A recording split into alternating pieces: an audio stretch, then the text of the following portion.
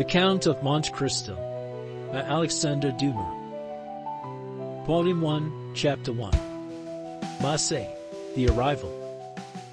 On the 24th of February, 1815, the lookout at Notre Dame de la Garde signaled the three-master, the Pharaon, from Smyrna, Trieste, and Naples. As usual, the pilot put off immediately, and rounding the Chateau d'If, got on board the vessel between Cape Morgiou and Rion Island. Immediately, and according to custom, the ramparts of Fort Saint-Jean were covered with spectators. It is always an event at Marseille for a ship to come into port, especially when this ship, like the Pharaon, has been built, rigged, and laden at the old Fosse docks, and belongs to an owner of the city. The ship drew on and had safely passed the strait, which some volcanic shock has made between the Calasarin and Yarrows Islands, had doubled Pomaga, and approached the harbour under topsail, jib, and spanker, but so slowly and sedately that the eyeless, with that instinct which is the forerunner of evil, asked one another what misfortune could have happened on board.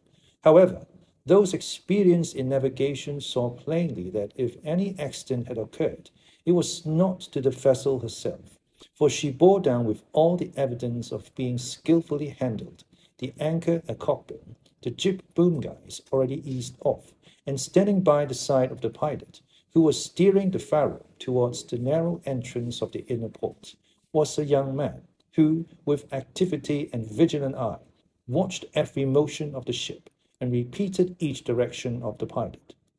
The vague disquietude which prevailed among the spectators had so much affected one of the crowd that he did not await the arrival of the vessel in harbour, but jumping into a small skiff, desired to be pulled alongside the Pharaon, which he reached as she rounded into La Reserve basin. When the young man on board saw this person approach, he left his station by the pilot, and, hat in hand, leaned over the ship's bulwarks. He was a fine, tall, slim young fellow of 18 or 20, with black eyes, and hair as dark as raven's wing, and his whole appearance bespoke that calmness and resolution peculiar to men accustomed from the cradle to contend with danger. "Ah, is that you, Dantes?" cried the man in the skiff. "What's the matter, and why have you such an air of sadness aboard?" "A great misfortune, Monsieur Morrel," replied the young man. "A great misfortune, for me especially. Off Civita Vecchia we lost our brave Captain Leclerc." "And the cargo?" inquired the owner eagerly. "Is all safe, Monsieur Morrel, and I think you will be satisfied on that head. But poor Captain Leclerc, what happened to him?" asked the owner, with an air of considerable resignation. "What happened to the worthy captain?" "He died." "Fell into the sea?" "No, sir. He died of brain fever in dreadful agony." Then turning to the crew, he said, "Bear a hand there to take in sail." All hands obeyed, and at once the 8 or 10 seamen who composed the crew sprang to their respective stations at the spanker rails and outhaul, topsail sheets and halyards, the jib downhaul, and the topsail clewlines and buntlines. The young sailor gave a look to see that his orders were promptly and accurately obeyed, and then turned again to the owner. "And how did this misfortune occur?" inquired the latter, resuming the interrupted conversation. "Alas, sir, in the most unexpected manner. After a long talk with the harbour master, Captain Leclerc left Naples greatly disturbed in mind. In 24 hours he was attacked by a fever, and died 3 days afterwards. We performed the usual burial service, and he is at his rest, sewn up in his hammock with a 36-round shot in his head and his heels, off Algilio Island. We bring to his widow his sword and cross of honour. It was worthwhile, truly," added the young man with a melancholy smile, "to make war against the English for 10 years, and to die in his bed at last, like everybody else." "Why, see, Edmund," replied the owner, who appeared more comforted at every moment, "we are all mortal, and the old must make way for the young. If not, why, there would be no promotion. And since you assure me that the cargo is all safe and sound, Monsieur Morrel, take my word for it, and I advise you not to take 25,000 francs for the profits of the voyage." Then, as they were just passing the round tower, the young man shouted, "Stand by there to lower the topsail and jib. brail up the spanker. The order was executed as promptly as it would have been on board a man-of-war. Let go and clew up. At this last command, all the sails were lowered, and the vessel moved almost imperceptibly onwards. Now, if you will come on board, Monsieur Morrel, said Dantes, observing the owner's impatience, here is your supercargo, Monsieur Dantes, coming out of his cabin, who will furnish you with every particular. As for me, I must look after the anchoring and dress the ship in mourning. The owner did not wait for a second invitation.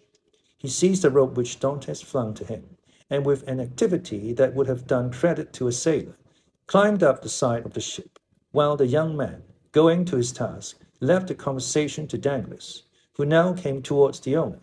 He was a man of 25 or 26 years of age, of unprepossessing countenance, obsequious to his superiors, insolent to his subordinates, and this, in addition to his position as responsible agent on board, which is always obnoxious to the sailors, made him as much disliked by the crew as Edmond Dantes was beloved by them.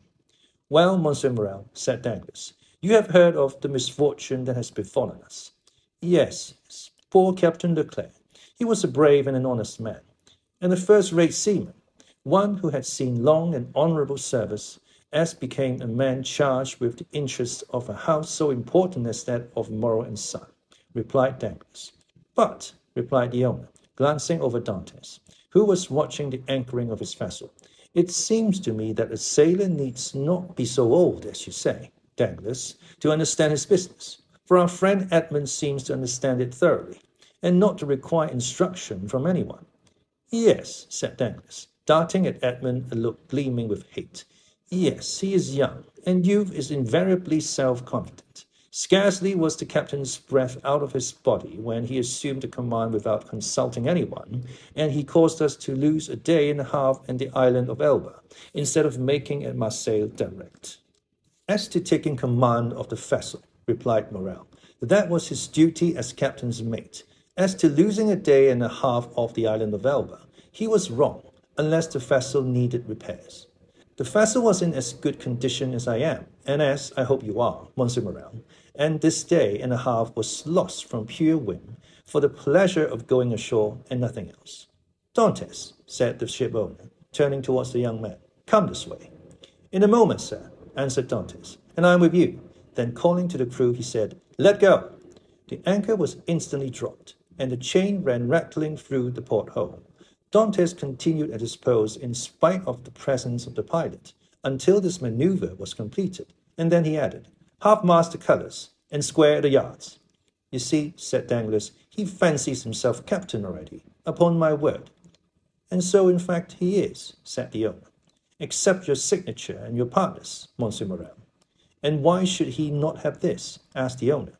He's young, it is true, but he seems to me a thorough seaman, and of full experience. A cloud passed over Dantes' brow. Your pardon, Monsieur Morrel, said Dantes, approaching. The vessel now rides at anchor, and I am at your service. You hailed me, I think. Dantes retreated a step or two. I wish to inquire why you stopped at the island of Elba. I do not know, sir. It was to fulfill the last instructions of Captain Leclerc, who, when dying, gave me a packet for Marshal Bertrand. Then did you see him, Edmund? Who? The Marshal? Yes. Morrel looked round him, and then, drawing Dantes on one side, he said suddenly, and how is the Emperor? Very well, as far as I could judge from the sight of him. You saw the Emperor, then?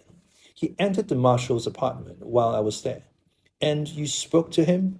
Why, it was he who spoke to me, sir, said Dantes, with a smile. And what did he say to you? Asked me questions about the vessel, the time she left Marseille, the course she had taken, and what was her cargo. I believe if she had not been laden, and I had been her master, he would have bought her. But I told him I was only mate, and that she belonged to the firm of Morrel and Son. Ah, yes, he said, I know them. The Morrels have been ship owners from father to son, and there was a Morrel who served in the same regiment with me when I was in garrison at Valence. Pardieu, by God, and that is true, cried the owner, greatly delighted. And that was Polycarp Morrel, my uncle, who was afterwards a captain. Dantes, you must tell my uncle that the Emperor remembered him, and you will see it will bring tears into the old soldier's eyes. Come, come, continued he, patting Edmund's shoulder kindly. You did very right, Dantes, to follow Captain Leclerc's instructions and touch at Elba, although if it were known that you had conveyed a packet to the Marshal and had conversed with the Emperor, it might bring you into trouble. How could that bring me into trouble, sir? Asked Dantes, for I did not even know of what I was the bearer, and the Emperor merely made such inquiries as he would of the first comer. But, pardon me, here are the health officers and the customs inspectors coming alongside. And the young man went to the gangway. As he departed, Dantes approached and said, Well, it appears that he has given you satisfactory reasons for his landing at Porto Ferraio. Yes, most satisfactory, my dear Dantes. Well, so much the better, said the supercargo, for it is not pleasant to think that a comrade has not done his duty. Dantes has done his, replied the owner, and that is not saying much. It was Captain Leclerc who gave orders for this delay. Talking of Captain Leclerc, has not Dantes given you a letter from him? To me, no. Was there one? I believe that, besides the packet, Captain Leclerc confided a letter to his care. Of what packet are you speaking, Dantes? Why, that which Dantes left at Porto Ferraio. How do you know he had a packet to leave at Porto Ferraio? Dantes turned very red. I was passing close to the door of the captain's cabin, which was half open, and I saw him give the packet and letter to Dantes. He did not speak to me of it, replied the shipowner, but if there be any letter, he will give it to me. Dantes reflected for a moment. Then, Monsieur Morrel, I beg of you, said he, not to say a word to Dantes on the subject. I may have been mistaken. At this moment the young man returned. Dantes withdrew. Well, my dear Dantes, are you now free? Inquired the owner. Yes, sir. You have not been long detained. No. I gave the custom house officers a copy of our bill of lading, and as to the other papers, they sent a man off with the pilot, to whom I gave them. Then you have nothing more to do here? No. Everything is all right now. Then you can come and dine with me. I really must ask you to excuse me, Monsieur Morrel. My first visit is due to my father, though I am not the less grateful for the honor you have done me. Right, Dantes, quite right. I always knew you were a good son. And, inquired Dantes, with some hesitation, do you know how my father is? Well, I believe, my dear Edmund, though I have not seen him lately. Yes, he likes to keep himself shut up in his little room. That proves, at least, that he has wanted for nothing during your absence. Dantes smiled. My father is proud, sir, and if he had not a meal left, I doubt if he would have asked anything from anyone, except from heaven. Well, then, after this first visit has been made, we shall count on you. I must again excuse myself, Monsieur Morrel, for after this first visit has been paid, I have another which I am most anxious to pay. True, Dantes. I forgot that there was at the Catalan someone who expects you no less impatiently than your father, the lovely Mercedes. Dantes blushed. Aha, said the shipowner. I am not in the least surprised, for she has been to me 3 times, inquiring if there were any news of the Pharaoh. Pest, Edmund, you have a very handsome mistress. She is not my mistress, replied the young sailor, gravely. She is my betrothed. Sometimes one and the same thing, said Morrel with a smile. Not with us, sir, replied Dantes. Well, well, my dear Edmund, continued the owner, don't let me detain you. You have managed my affairs so well that I ought to allow you all the time you require for your own. Do you want any money? No, sir. I have all my pay to take, nearly 3 months' wages. You are a careful fellow, Edmund. Say I have a poor father, sir. Yes, yes. I know how good a son you are. So now hasten away to see your father. I have a son too, and I should be very rough with those who detain him from me after a 3 months' voyage. Then I have your leave, sir. Yes, if you have nothing more to say to me. Nothing. Captain Leclerc did not, before he died, give you a letter for me. He was unable to write, sir. But that reminds me that I must ask you leave of absence for some days. To get married? Yes, first, and then to go to Paris. Very good. Have what time you require, Dantes. It will take quite 6 weeks to unload the cargo, and we cannot get you ready for sea until 3 months after that. Only be back again in 3 months, for the Pharaoh, added the owner, patting the young sailor on the back. Cannot say without her captain. Without her captain, cried Dantes, his eyes sparkling with animation. Pray mind what you say, for you are touching on the most secret wishes of my heart. Is it really your intention to make me captain of the Pharaoh? If I were sole owner, we'd shake hands on it now, my dear Dantes, and call it settled. But I have a partner, and you know the Italian proverb, chi accompagna a padrone. He who has a partner has a master. But the thing is at least half done, as you have one out of two votes. Rely on me to procure you the other. I will do my best. Ah, Monsieur Morrel, exclaimed the young sailor, with tears in his eyes, and grasping the owner's hand. Monsieur Morrel, I thank you in the name of my father and of Messias. That's all right, Edmund. There is a providence that watches over the deserving. Go to your father, go to see Messias, and afterwards come to me. Shall I row you ashore? No, thank you. I shall remain and look over the accounts with Dantes. Have you been satisfied with him this voyage? That is according to the sense you attach to the questions. Do you mean is he a good comrade? No, for I think he never liked me since the day when I was silly enough, after a little quarrel we had, to propose to him to stop for 10 minutes at the island of Monte Cristo to settle the dispute, a proposition which I was wrong to suggest, and he quite right to refuse. If you mean as responsible agent when you ask me the question, I believe there is nothing to say against it, and that you will be content with the way in which he has performed his duty. But tell me, Dantes, if you had command of the Pharaoh, should you be glad to see Danglars remain? Captain or mate, Monsieur Morrel, I shall always have the greatest respect for those who possess the owner's confidence. That's right, Dantes. I see you are a thoroughly good fellow, and will detain you no longer. Go, for I see how impatient you are. Then I have leave. Go, I tell you. May I have the use of your skiff? Certainly.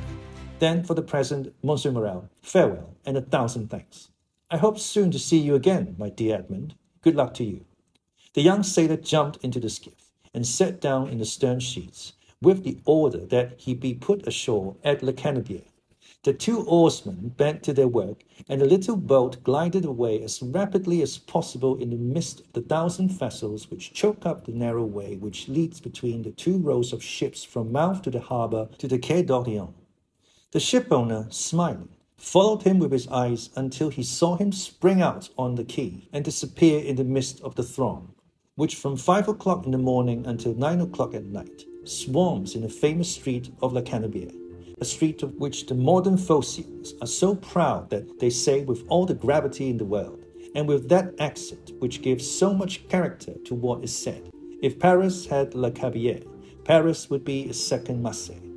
On turning round, the owner saw Danglars behind him, apparently awaiting orders, but in reality also watching the young sailor. But there was a great difference in the expression of the two men who thus followed the movements of Edmond Dantes.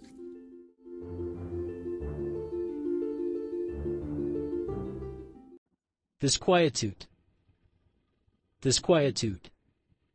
Now, a state of uneasiness or anxiety. Skiff. Now, a light rowing boat or sculling boat, typically for one person. Unprepossessing. Adjective, not attractive or appealing to the eye.